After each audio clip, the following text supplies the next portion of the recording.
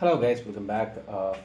இந்த வீடியோ என்ன பார்க்க போகிறோம் அப்படின்னா, நிஃப்டி அண்ட் பேங்க் நிஃப்டியோட வீக்லி ஃபோர்காஸ்ட் தான் பார்க்க போகிறோம். ஸோ ஆஃப்டர் லாங் டைம் ஒரு சைட்வேஸ் மார்க்கெட் பிரேக் ஆகிட்டு திரும்பியும் வந்து அந்த ஜோன் இன்னும் ட்ரேட் ஆக ஆரம்பிச்சிட்டு மார்க்கெட். ஸோ ஆக்சுவலாக இதனால தான் நான் அப்டேட் கொஞ்சம் தராமல் இருக்கேன். ஏன்னா மார்க்கெட்டே ஒரு மொமெண்டம் இல்லாமல் தான் சுற்றிட்டு இருக்குது. ஸோ அதனால தான் அப்டேட்ஸ் வந்து பெருசாக தராமல் இருக்கேன். ஸ்டில் லோ மார்க்கெட் வந்து நிஃப்டி அண்டர் சைட்வேஸ் தான். ஸோ இது பிரேக் அவுட்டாலும் எடுத்துக்க முடியாது.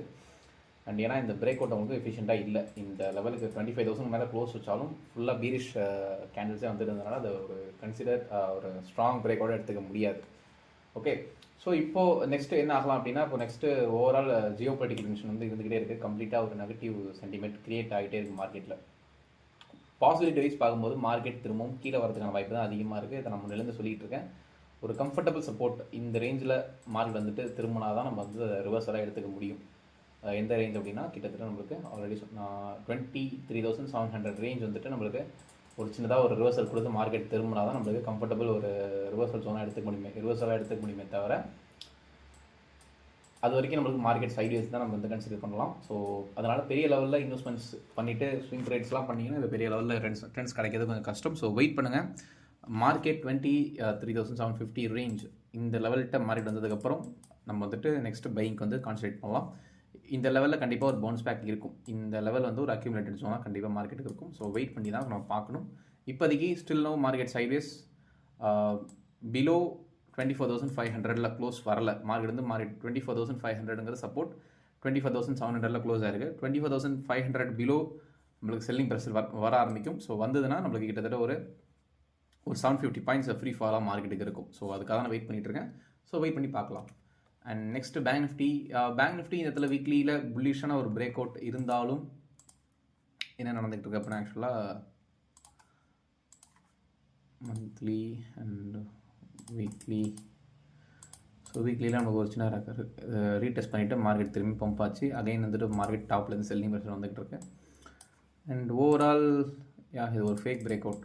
இந்த இடத்துல 56,000க்கு மேலே இது சஸ்டெயின் ஆகிடுச்சுன்னா நல்ல ஒரு ஸ்ட்ராங் பிரேக் அவுட்டாக கன்சிடர் பண்ணிக்கலாம். பட் 56,000 மேலே மார்க்கெட்டால் சஸ்டெயின் ஆக முடியல. திரும்ப வந்துட்டு மார்க்கெட் கீழே வந்துடுச்சு. ஸோ ஆக்சுவலாக என்னென்னு தெரிஞ்சுங்க, நான் எப்போவுமே ரிவர்சல் மேலே பிரேக் ஆகிட்ட பை பண்ணிக்கலாம்னு சொல்கிறது அந்த ட்ரெண்டை நம்மளுக்கு ஓகே கண்டினியூ ஆகுதுன்னு புரிஞ்சுக்கலாமே தவிர ஒரு ஸ்ட்ராங் கன்ஃபர்மேஷன் அப்படிங்கிறது நம்மளுக்கு ரிவர்சலுக்கு மட்டும்தான் கிடைக்கும். ஸோ ரீட்ரேஸ்மெண்ட்டுக்கு வெயிட் பண்ணி ட்ரேட் பண்ணுறது தான் புத்திசாலித்தனமே தவிர இங்கே பிரேக் அவுட் ஆகிட்டு அப்படின்னு உள்ளே போனவங்க எல்லாரும் காலி இதுக்குள்ளே. ஸோ அதனால் அவசரப்பட்டு வந்துட்டு நீங்கள் ட்ரேட்ஸ் வந்து எக்ஸிக்யூட் பண்ணாதீங்க. ரீட்ரேஸ்மெண்ட்டுக்கு எப்போவுமே வெயிட் பண்ணுங்கள். இப்போ திரும்பி வந்துட்டு மார்க்கெட் இந்த சைட்வேஸ் ஜோனுக்குள்ளே வந்துருச்சு. திரும்பியும் இப்போ இதுக்குள்ளே போனது திரும்பி இந்த ஜோனுக்கு திரும்பி வந்ததுனால அகெயின் இப்போது வந்து பாட்டம் வரதுக்கான வாய்ப்பு இருக்கும். ஸோ இந்த 53,900 ரேஞ்ச் திரும்பியும் வந்துட்டு பேங்க் நிஃப்டி வரதுக்கான வாய்ப்புகள் இருக்கும் இந்த வாரம். ஸோ அதனால் மோஸ்ட் ப்ராபப்ளி செல்லிங் இந்த வீக் இருக்கிறதுக்கான சான்சஸ் இருக்குது. பிலோ 56,110 செல்லிங் ப்ரெஷர் தான் கண்டினியூ ஆகும். ஸோ அதனால் நீங்கள் நெக்ஸ்ட்டு டார்கெட்டாக பேங்க் நிஃப்டி என்ன பொறுத்தவரை 1,600 பாயிண்ட்ஸ் வந்துட்டு கீழே ஃபால் ஆகிறதுக்கான சான்சஸ் இருக்கும். ஸோ பேங்க் நிஃப்டியும் சைட்வேஸில் தான் இருக்குது. ஸோ அதனால் பெரிய லெவலில் மார்க்கெட் மொமெண்டம் இல்லாதனால தான் நான் வீடியோ அப்லோட் பண்ணுறது இல்லை. அண்ட் இப்போது எனக்கு கொஞ்சம் பர்சனல் ப்ராப்ளம்ஸ்லாம் இருந்துச்சு, எல்லாமே கிளியர் ஆகிட்டு. ஸோ இதுக்கு பிறகு ரெகுலராக வீடியோ அப்லோட் பண்ண பார்க்குறேன். ஓகே, ஸோ ஜஸ்ட் நம்ம ரிலையன்ஸ் பார்த்துலாம் அப்படியே கண்டு. Sorry, Reliance industries. So Reliance பொறுத்தளவுக்கு உங்களுக்கு நம்ம பைக் கொடுத்தோம், அதுக்கப்புறம் மாதிரி நல்ல ஒரு பம்ப் ஆகிட்டுருக்கு. ஸோ ரீட்ரேஸ்மெண்ட்டே இல்லாமல். ஸோ இதெல்லாம் உங்கள் ஆக்சுவலாக ரீட்ரேஸ்மெண்ட் அண்ட் சப்போர்ட்டில் ட்ரேட் எடுத்தால் எவ்வளோ பெனிஃபிட்ஸ் காட்டுது பார்த்தீங்களா. இந்த சப்போர்ட்டை நான் பை பண்ணுங்கன்னு சொல்லிட்டு இருந்தேன் இந்த 1146. ஸோ இந்த இதில் பை பண்ணிங்க அப்படின்னா கிட்டத்தட்ட உங்களுக்கு எத்தனை பர்சன்ட் ரிட்டர்ன் ஆல்மோஸ்ட் வந்துட்டு 26% சாலிடாக கிடச்சிருக்கும்.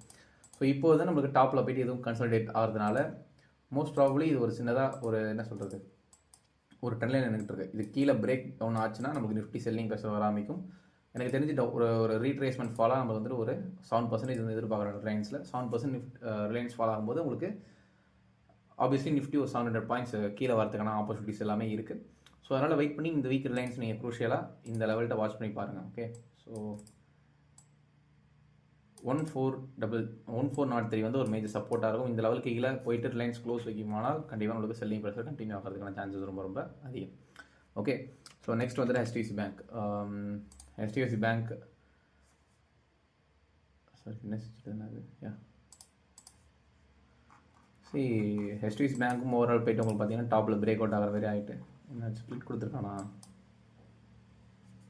வாட் ஹேப்பன், இது என்ன மேட்டர்னே தெரியல. ஒரே நிமிஷம். சரி, ஓகே. நம்ம அதை பற்றி வேணால் அப்புறமா ஓகே. வீக்லி மட்டும் காட்டுது, எனக்கு இதை கிளிச்சான்னு தெரில. வீக்லி ஷார்ட் வீக்லி ஷார்ட் கட்டுது. வீக்லி ஷார்ட் பொறுத்தளவுக்கு லுக்கிங் குட். ரீட்ரேஸ்மெண்ட் வந்து நம்ம வரதுக்கான வாய்ப்புகள் இருக்குது. 1866 வந்து நம்மளுக்கு ரீட்ரேஸ்மெண்ட் ஏரியா. ஸோ வெயிட் பண்ணுங்கள் கொஞ்சம். ஒரு 3%, 4% பேங்க் ஸ்டாக்ஸ் கீழே வரதுக்கான வாய்ப்பு இருக்குது. வந்ததுக்கப்புறம் நம்ம பை பண்ணிக்கலாம். அவசரப்பட வேண்டாம். மார்க்கெட் வந்து கன்சல்டேஷன் ஜோனில் இருக்குது அப்படின்றத ஞாபகம் வச்சுங்க. இந்த சைடு ஜோனில் ட்ரேட் பண்ணுறது சாதாரணமான விஷயம் கிடையாது. எவ்வளோ பெரிய ஜித்தனாக இருந்தாலும் மாட்டிப்பீங்க. ஸோ அதனால் பார்த்து கேர்ஃபுல்லாக ட்ரேட் பண்ணுங்கள். Okay. So thank you so much. நம்ம நெக்ஸ்ட் வீக் இன்னொரு வீடியோவில் பார்க்கலாம்.